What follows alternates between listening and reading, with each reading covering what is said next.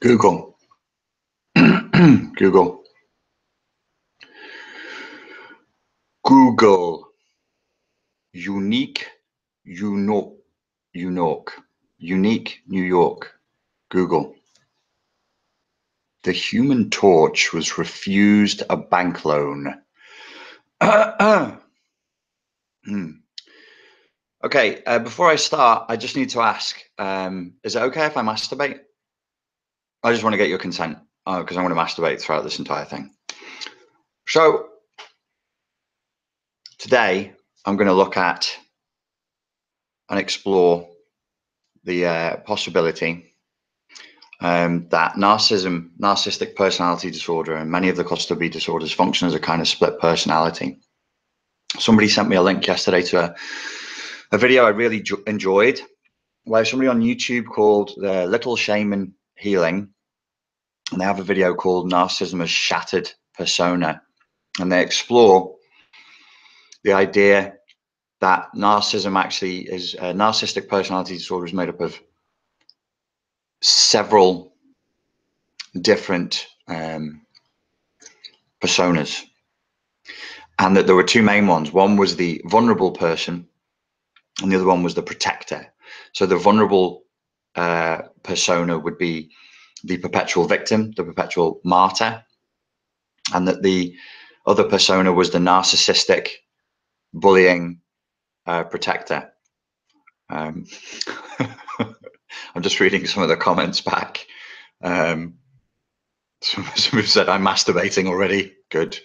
Thanks for asking, though. So considerate. Well, that's what absolves me of my guilt. You know, I can do whatever I want in a power dynamic, as long as I'm asking first. Like, if you don't say no, I'm just going to assume consent.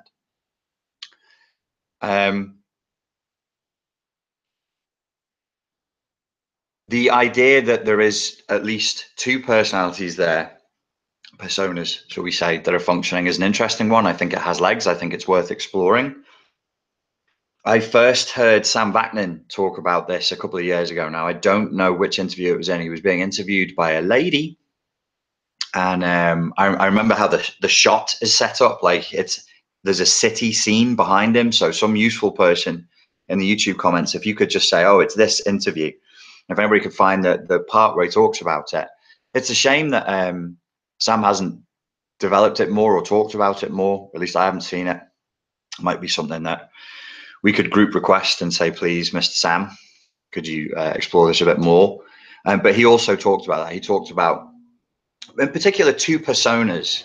One would be the protector, the more overtly recognizable narcissistic person, and the other one would be the more vulnerable person.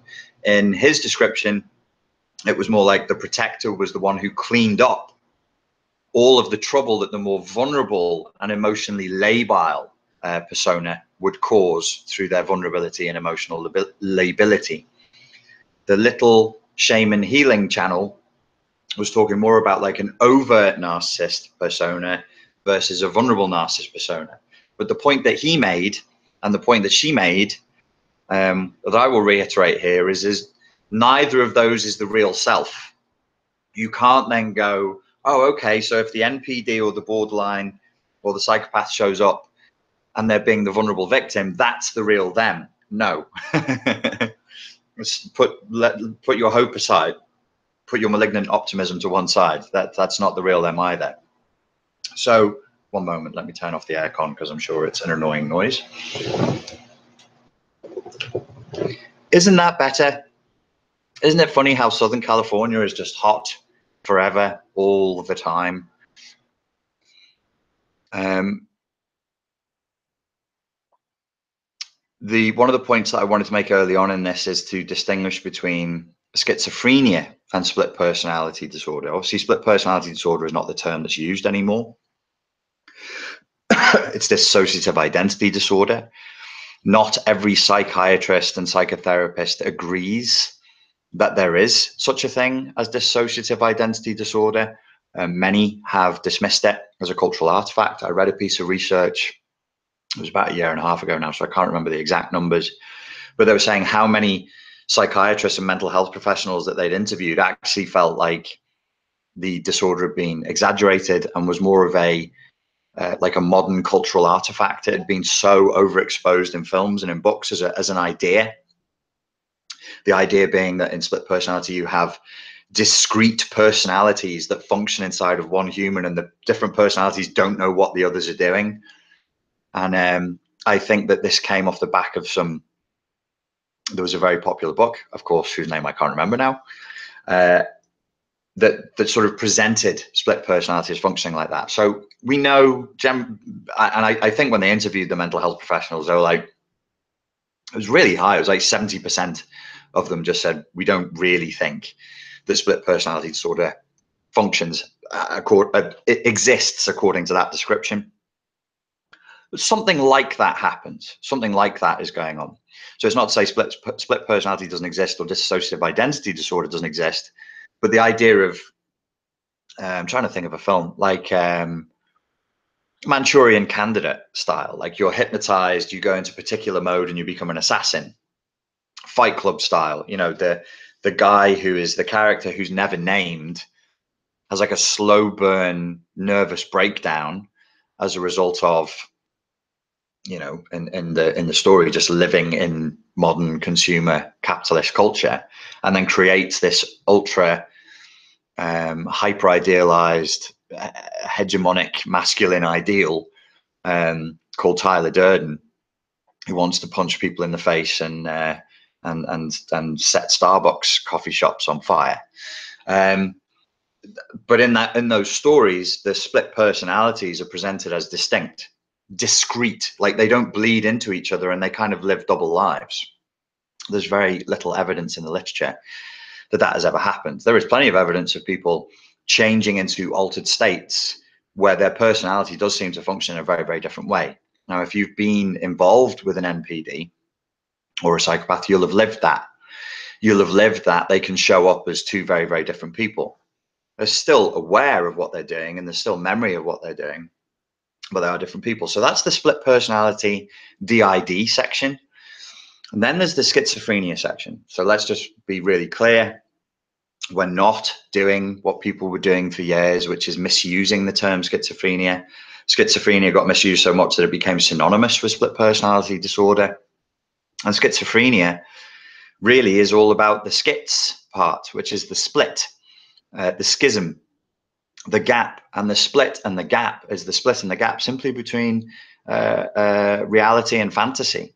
So schizophrenia and the various, it's an umbrella term in mental health for a whole number of disorders, but they're marked by pretty extreme psychosis, pretty extreme hallucinations. So I don't want to mix my colors here and start going, oh, let's talk about split personality and dissociative identity as though it is schizophrenia. No, what I'm actually saying is, in terms of NPD, we put NPD at the top, all the cluster B personality disorders, dissociative identity disorder here, something like that is happening. And also the full-blown psychosis of schizophrenia is showing up in some people with NPD. Now, I had that thing of schizophrenia and psychosis was suggested to me very recently in a chat that I had with Chris Godinez after the seminar. We went for lunch and we just started talking. And she said there's research out there exploring the possibility of narcissistic personality disorder and the other cluster B personality disorders actually sometimes bleeding over into full-blown psychosis. And I thought this is very interesting because in my experience, not only did I see split personality and elements of dissociative identity disorder, which is really just as simple as saying, look, we know that this is a permutation of CPTSD. We know these people are going into emotional flashbacks. If the emotional flashback is strong enough and you're deep in the emotional flashback, you're deep in that thing, and yeah, you're going to kind of act, talk, think differently. You're even going to adopt different belief systems. I shouldn't say you. A person would even adopt different belief systems. So you have this incredible thing that can happen in NPD and BPD where people become very contrary. They say one thing and do another, and they'll tell you that they believe with mortal passion, like I'll die for this belief on one day, something that they completely seem to negate or show that they don't believe the next. They'll then switch sides completely. So that can be explained by very, very intense emotional flashbacks. The psychosis element, that then I think is, we're then moving a little bit deeper into a fuller explanation and a fuller understanding of what's going on. So the schizophrenia, when I'm saying schizophrenia, I'm using it as the umbrella term for psychotic modes of interaction, delusional modes of interaction with reality, where there is now a complete break with reality. So it's one thing going into an emotional flashback and kind of becoming a different person, which we probably all do, you know, like neurotypical people, a neurotypical person with barely any trauma, there's no such thing as a human with no trauma, but barely any trauma, is going to show up as a different person, drunk and happy than they would be on Monday morning, depressed than they are when they play with their kids, than they are when they're in the gym with their mates, and so on and so forth. Multiple faces for one person. I think that's fairly normal. It's when these multiple faces start to like separate out further and further and manifest in obnoxious and abusive ways, then that becomes problematic. The schizophrenia, psychosis element, I think has more to do with the way the trauma, the way the human being with the cluster B personality disorder has responded to trauma, or in other words, is surviving their trauma. Now, the brain is an excellent learning machine. It learns strategies to get what it wants and to avoid what it doesn't want. It's fantastic at doing that. Most problems that people have, and the wonderful things that people do when they're successful, is because their brain has learned strategies and patterns for that thing. So whether it's something you don't want, it's a learned pattern. If it's something you do want, it's a learned pattern. So why would the NPD develop a learned pattern that would lead to psychosis? Well, NPD, and I have said this before, but I didn't say it, maybe I didn't say it loud enough or repeat it enough times, is a coping mechanism, is a strategy for dealing with a highly toxic reality, usually in childhood, but not always. The foundational element of which is a reality denial. So the NPD and the cluster B disorders around are deliberately trying to keep as little of reality coming through as they can. They want to keep reality at bay. They want their fantasy and their illusion as alive, as thriving, as colorful, as real as can be. And they want the dark, threatening reality at bay.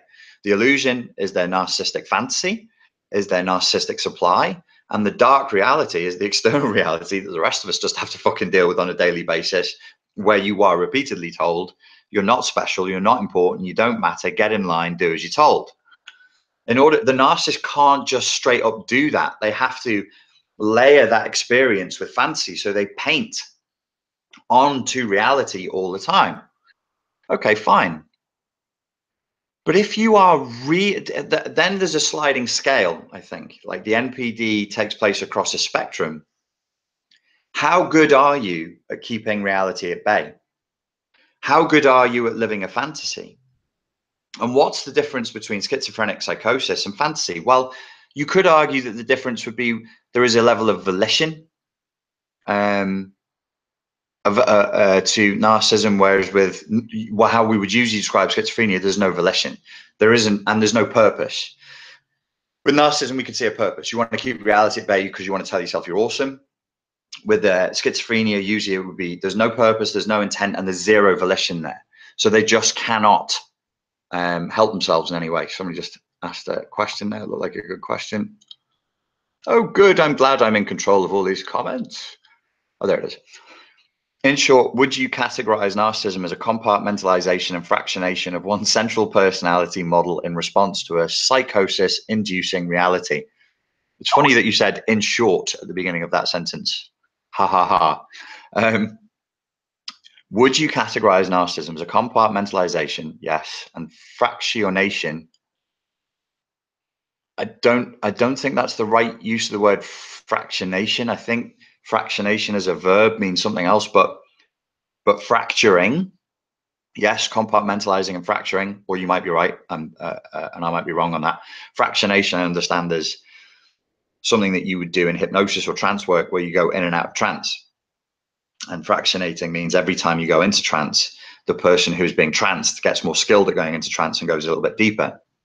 But maybe fractionation is used elsewhere to mean this, or you mean fracturing. Let me turn Skype off.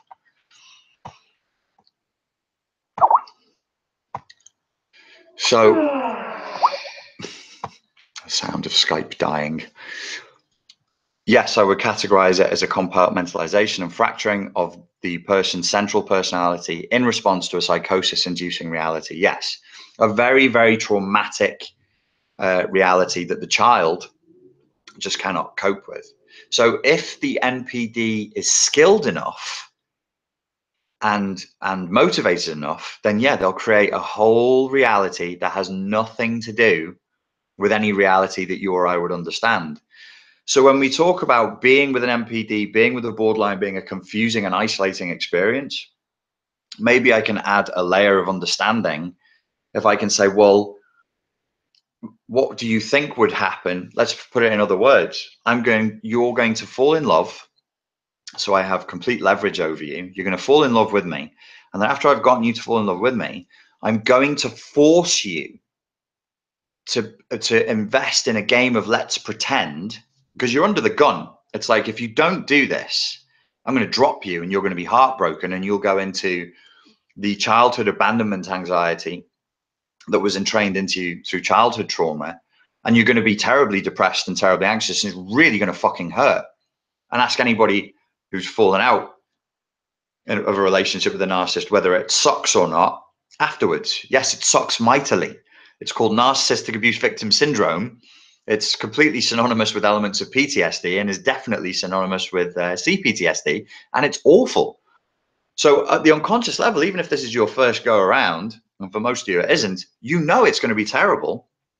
So they're basically saying, invest in this fantasy reality. Play let's pretend with me, or else. And you do. You go along with it. You go along with it. And it's usually not done overtly. Nobody's actually going to say, oh, let's play, let's pretend.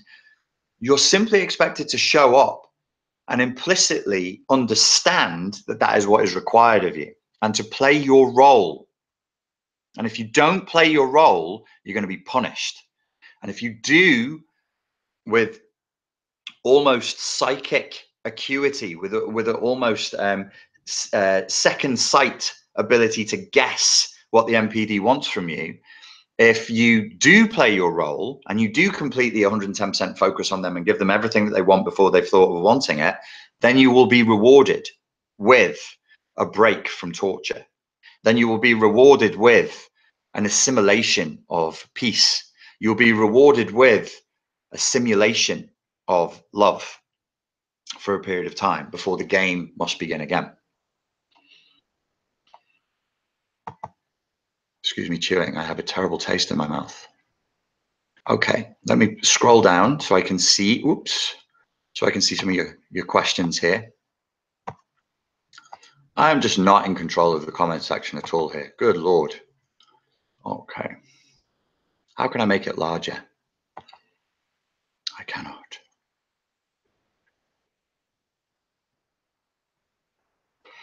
My mother's delusions have gotten worse as she has gotten older, more paranoid about people out to get her, jealous of her and wanting to top her.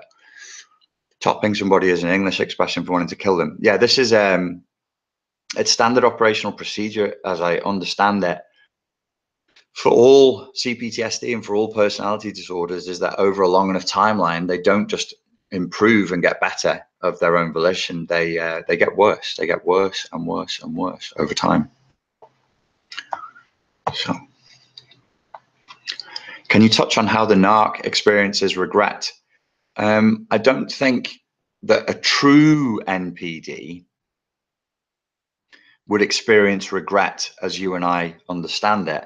They might experience the temporary regret of a hunter who's made a mistake and let their prey get away from them. They might experience the temporary self-loathing and self-criticism of a con artist who's let their con be known and let the mark get some awareness of what's going on. But there isn't regret as you and I would understand it. How seriously should someone take a narcissist's threats? I don't know, on a case-by-case basis. I really don't know.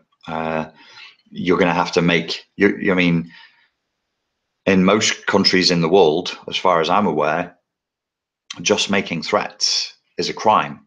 Certainly in the UK, the police do not look kindly on one person making threats to another. You know, there's words for that. There's legal terminology for that: intimidation, extortion. God, I can't remember. There's another legal term. Like, you can get locked up for it, and it's pretty. They dish out pretty heavy sentences for it. Intimidation, extortion. I can't remember, but I know from working in the self-protection world for about 10 years and working with the police in the UK and in America. Yeah, threat like stalking behavior, intimidation, extortion, threats to kill, threats to assault, all of that. These are crimes. So you should always be taking a record of it. You should try and record them if you can, covertly. But you certainly want to be able to present the police with as much data, useful data, as you possibly can, in as organized a way as you possibly can. And as far as I'm aware, I mean, the police training is to take it seriously. You know, they have to take it seriously. They're obliged, they're obligated to take it seriously. So I would always take a threat seriously, because how well do we really know anybody? You know, I had a girlfriend who everybody thought was sweet as pie and a little angel. And at one point during an argument, I became pretty convinced as she jumped up from a chair and stood over me. She looked at a wine glass that was next to me. Well, I worked nightclub security for a number of years, and part of my job was to guess whether I thought someone was bluffing or whether they were actually going to hurt me, because you would level your amount of force in order to be operating legally within the legal definitions of reasonable force to where you thought the threat level really was. I remember looking at her and looking at this wine glass, and I was like, I'm not sure she's going to do it, but I think she's definitely thinking about planting that wine glass in my face right now. So you should always take threats seriously. God knows the law does. I mean, the letter of the law is it's completely illegal. I can't just casually say to somebody, I'm going to batter you, I'm going to murder you, I'm going to do this, that, and the other. It's God, I wish I could remember the third term. In the UK, I think we do have a thing that is just like threats to kill, threats to assault. There's definitely extortion, there's definitely blackmail, and there's another term for it. But these are crimes for sure.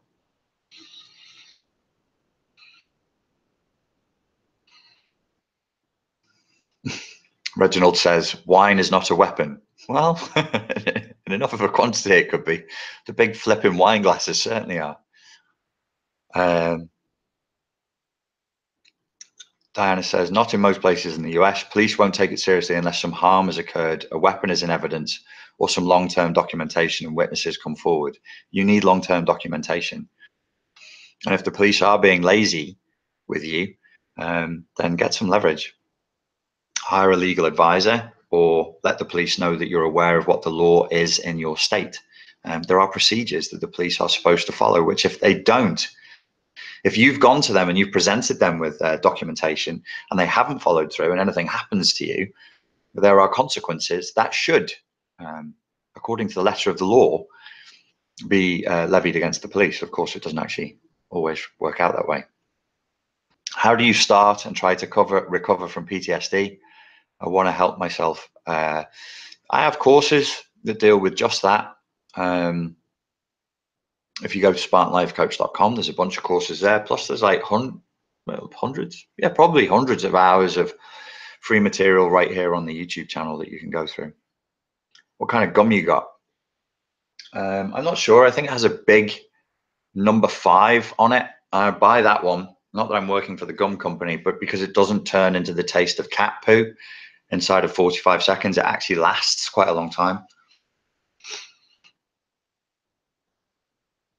Any questions, guys? Are you coming to the north side of Cali, closer to Mendocino? Nope.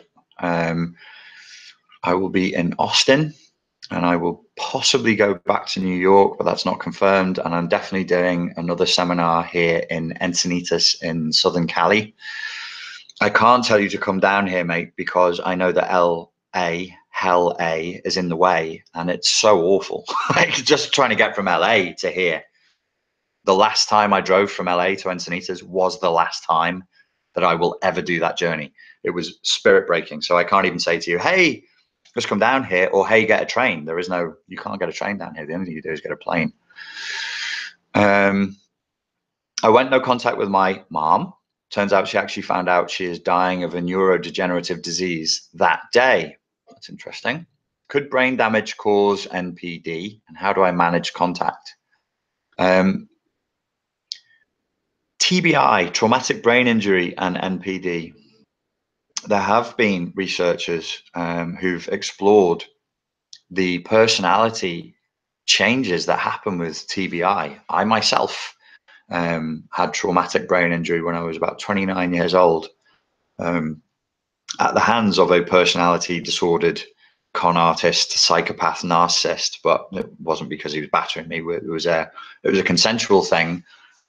Stop it. Stop with your vile imaginings. It was a martial arts thing.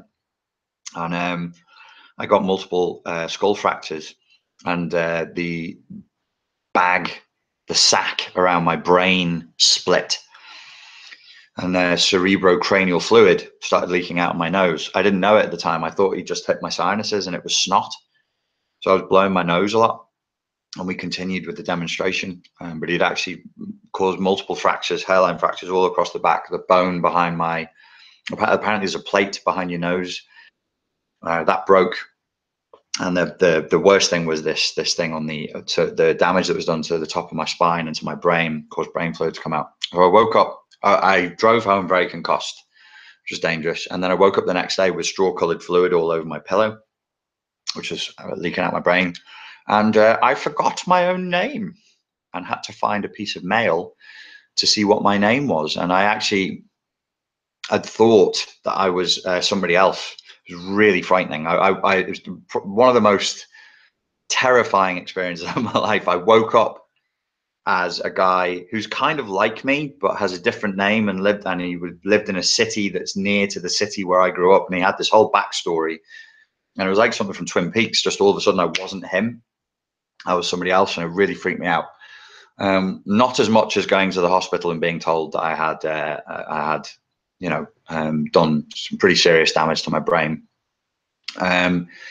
But yeah, through that experience, I researched it a little bit, and people do change personalities, and they can become very, very aggressive.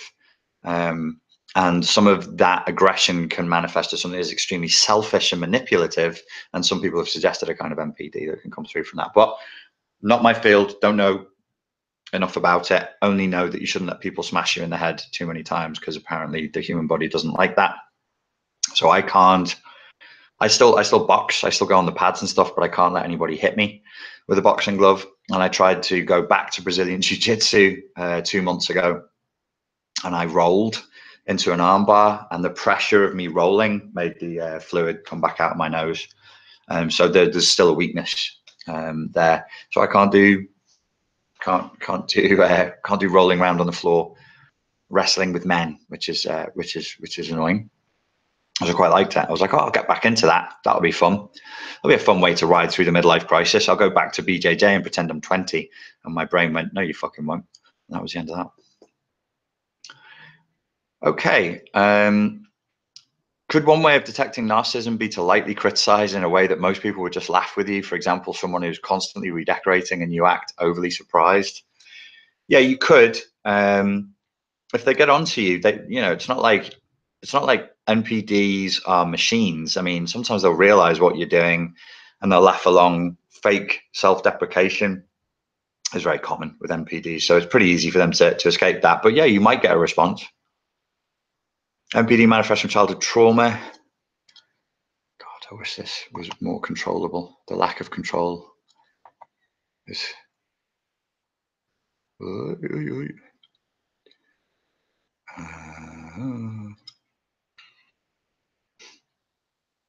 How does NPD manifest when one is older in age? NPD manifests from childhood trauma. When and how does NPD manifest when one is older in age? You mentioned TBI. How else? TBI is not a manifestation of NPD. Yeah, but TBI isn't a manifestation of, like, you don't get NPD and then just show it with traumatic brain injury. You need to actually have hit yourself in the head somehow, or been hit in the head. How does NPD manifest when one is older in age? NPD is only manifesting when you're older in age. To date, nobody, I don't think, has ever diagnosed anybody under the age of like 14 as being NPD. I'm pretty sure you'd have to wait until they were 18 to say that, you know, it was NPD, because a child can't have, you can't say a child has a personality disorder because they're not fully formed. The personality and the ego hasn't fully formed. So whenever you're reading any description of NPD, we're only talking about people who are older in age. We're never talking about children. I will try and control this. Traumatic brain injury, says Reginald. Yeah, TBI is traumatic brain injury. Here's how I look at my narcissist. She thought porn movies were love stories. Being brutally honest, calling people names was being truthful, and so on and so on. That kind of leaning into a gutter version of reality, where everything is reduced to like animalism, like people, just the rawest elements of life. I would explore a little bit of antisocial personality disorder there, because the thing with, I'm not going to go into it in this one, but the thing with antisocial personality disorder, it seems to me, this is not research based, but there does seem to be an effort to prove that the external world's values matches their lack of values.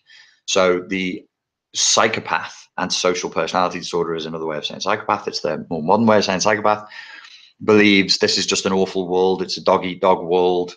I have to be the biggest dog in the park, or else I'm going to get eaten. And that's kind of how they justify their own awfulness.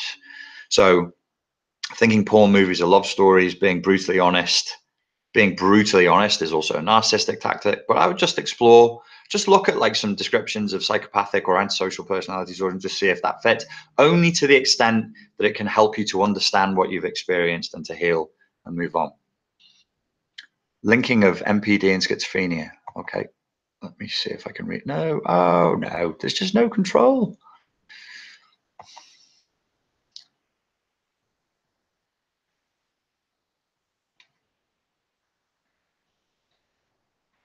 That sucks that you can't do what you love. I can still do kickboxing and stuff. I don't mind. BJJ was never my thing. Muay Thai was always my thing.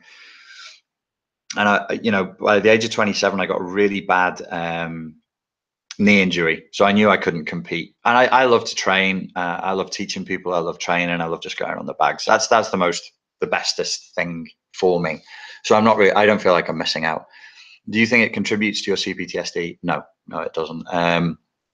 I know that it's like some people, when they can't really do what they love, it's awful for them. But I love martial arts, but not the way some people do. Like I have a taste for it. I have an appetite for it, but it's not this. I've got mates who are into martial arts where I'm like, if I trained as much as you did every week, I would just get bored. I'd rather spend that time lifting weights.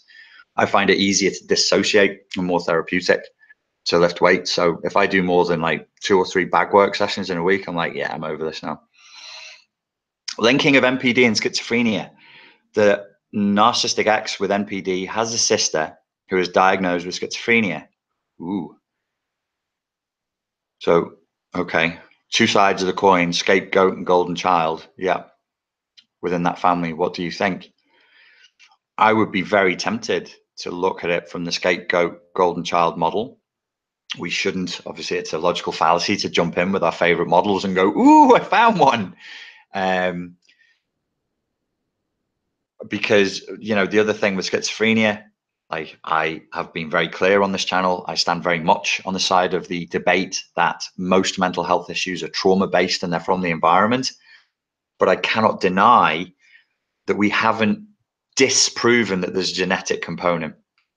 And people whose opinions I respect, even though I don't necessarily agree with them, do think that there might be a genetic component to NPD. And certainly many people think there's, I think it's mainstream psychology to say that schizophrenia is due to genetics. I personally find that to be a cop-out, but it's not something I know enough about. So we shouldn't, I'd be tempted to go with, yes, psychosis induced through a highly traumatic environment, probably extremely negligent and abusive parents. You got the scapegoat.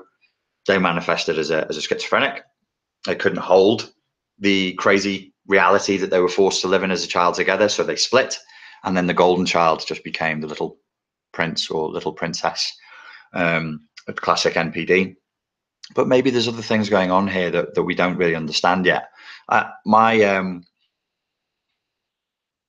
My thing with psychology today in 2017, in the latter part of 2017, is we probably need like a much more humble, open-minded approach, and to realize that in terms of history, we might look back in 100 years' time and be like, wow, those were primitive times. Like there are elements to human psychology that are really important building blocks of consciousness and personality that I don't think we've even discovered yet. So there's going to be, I think we'll see it in our lifetimes, like when we're old, the way that people are doing psychology, provided we haven't wiped ourselves off the face of the planet, will be very, very different. It will be way more subtle, way more nuanced, way more effective than what we're doing now. But in the absence of that, yeah, I would probably be really tempted with the scapegoat and the golden child model for what happened there. Should I get an MRI to make sure narcissistic abuse didn't damage my brain? No. Narcissistic abuse doesn't damage your brain. Where did you get that from?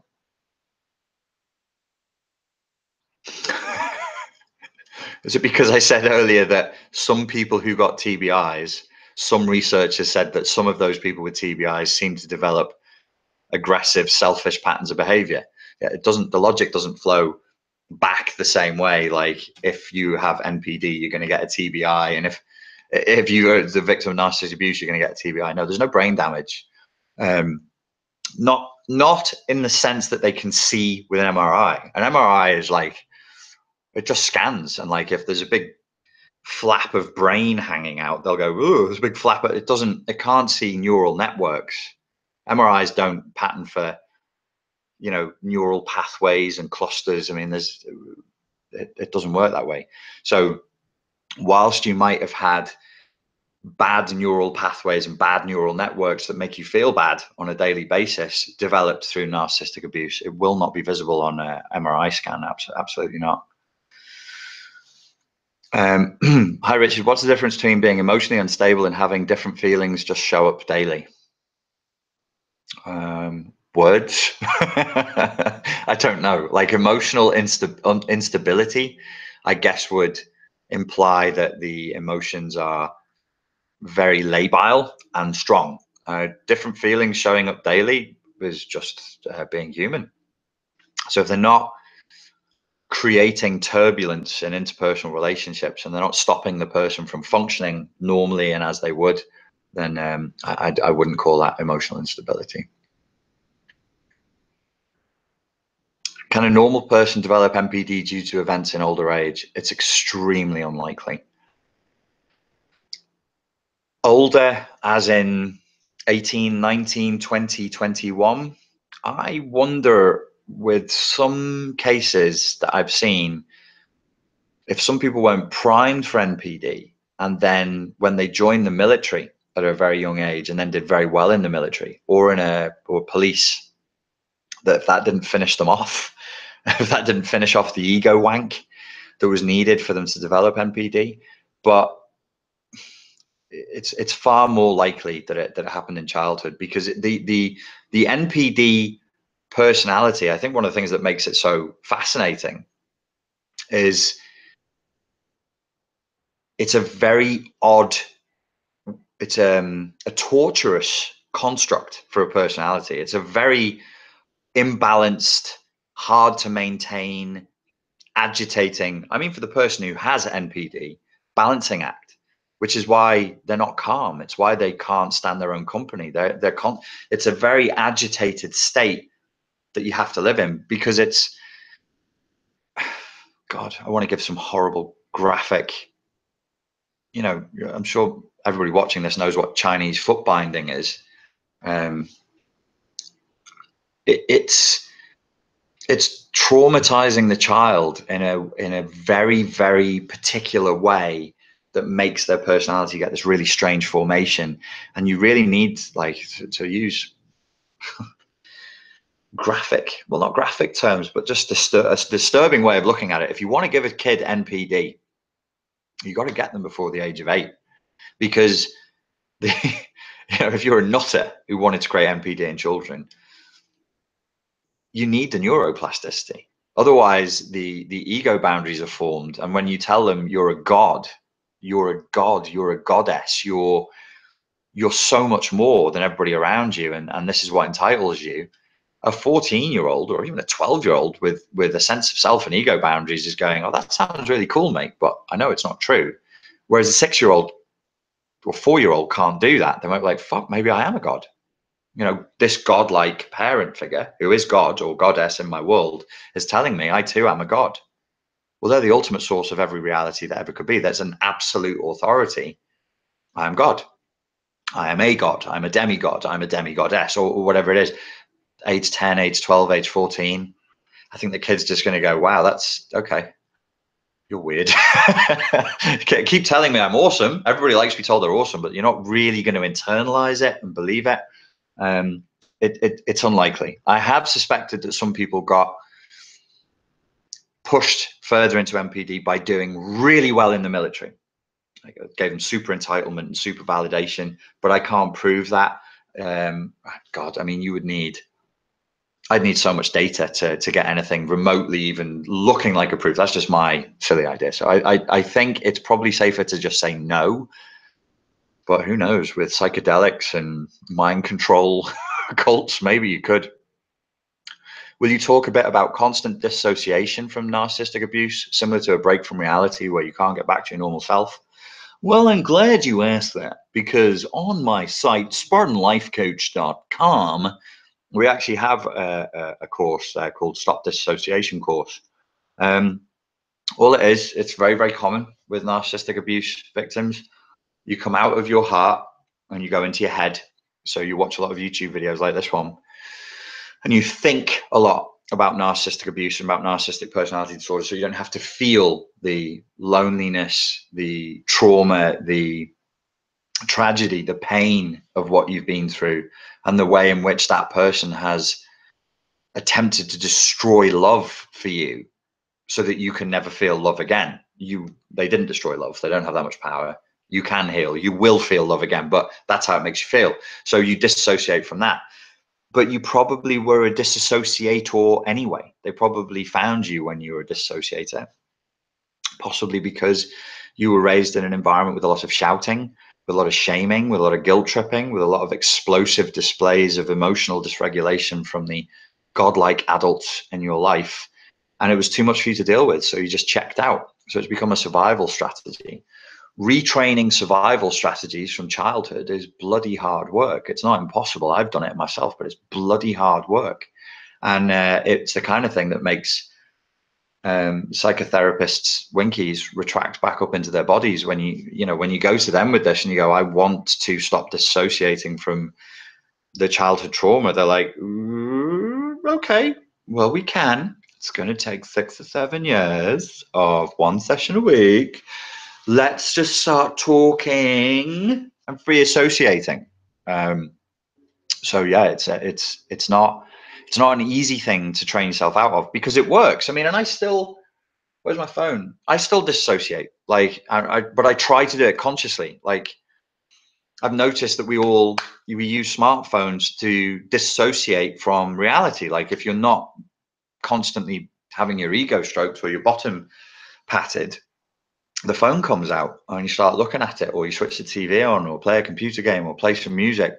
And it's not the worst thing in the world. Like, we dissociate as a survival strategy because it kind of works. And I don't think that to live in a constantly code white warrior level of association and single pointed samurai focus 24/7 would probably fucking kill you. It'd be too stressful. So you just try not to think of, I need to stop this dissociation. You want to tone it down. You just want to gently and kindly and lovingly turn the dial so that you can enjoy more of the good things in life, and so that you can protect yourself, and so that when things are bad, you can make them. If you learn to stop dissociating as much, you'll experience more joy.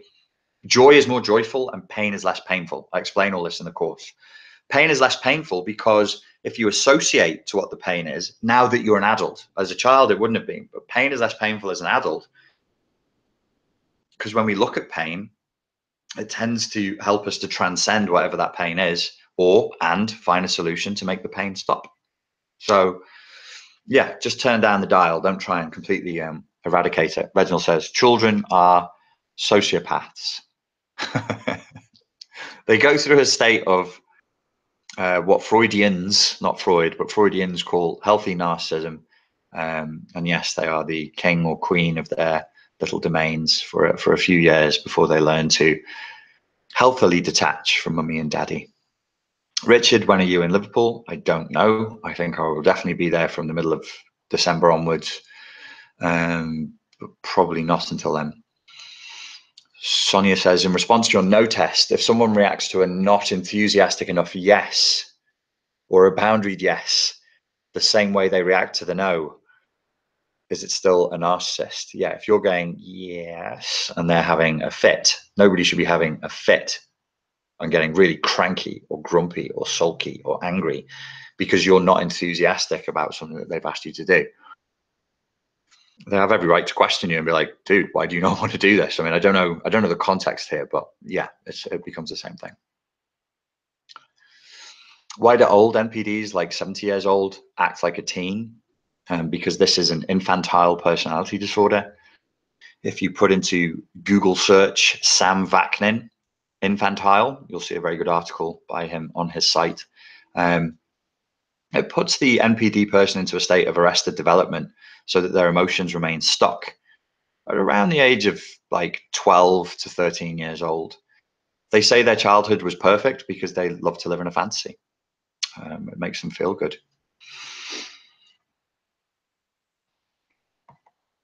Okay.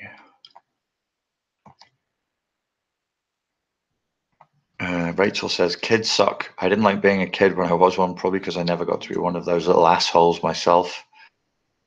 I quite like kids. You know, I heard, I was chatting to a couple, they invited me around for tea last night, and they were talking about how annoying kids can be. You know, around the age of 2, 3, 4 years old, they're kind of children are doing an assimilation of adult personalities. They're simulating, they're just copying what they see, and they can say and do very reaction seeking things. Now, the only reason that they're doing that is because as a child, they're looking for boundaries. And if the adults in the environment aren't giving them proper boundaries, they'll kick and punch and push and pull until they get one. So very reaction seeking, very provocative behavior from children can just be an indication that they're not really being given what they want. And also, like, they're kids, they're just totally going to do that. There is no ultra psychology way that helps you to avoid the fact that, like, little babies are going to scream and cry when they need stuff, and they need different things from minute to minute and hour to hour.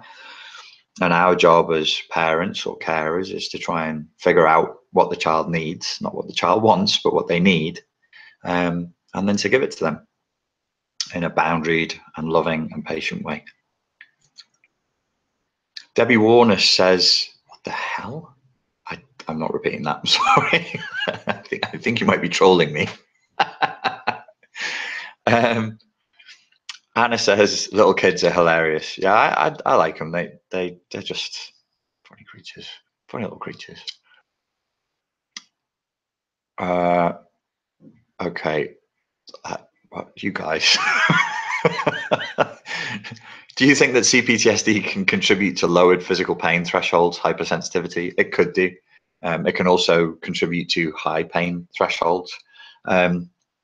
If you experience yourself as extremely vulnerable and as having no boundaries and as being raw, then pain is one of these weird things that all the psychology research that's been done around pain indicates that it's highly subjective, and that a lot of what we are experiencing as pain is down to things like expectation, experience. The first example that jumps to mind is I used to do a lot of Aikido as a kid. So my first sporting endeavors as a child were swimming, and then through my teens I did Aikido and Jiu-Jitsu, where you're put in wrist and arm locks quite a lot.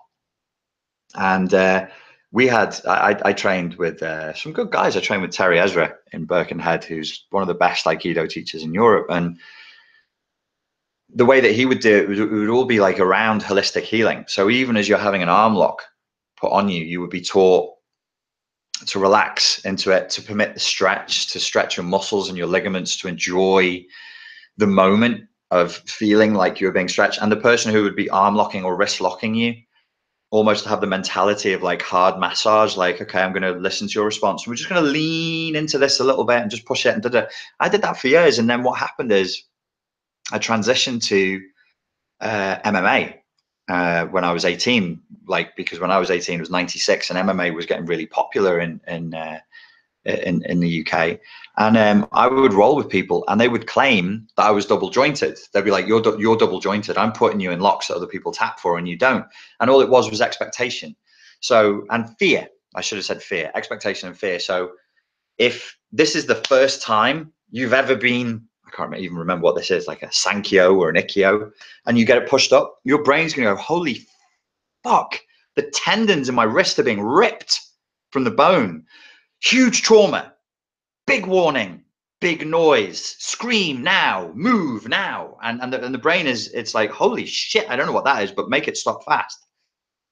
But if you have experienced that and you know how far your muscles and your ligaments can go, and you know how to relax, you know how to lean into it, it's not like I'm totally 100% not double jointed. It's just I could probably last another few seconds in order to find an escape.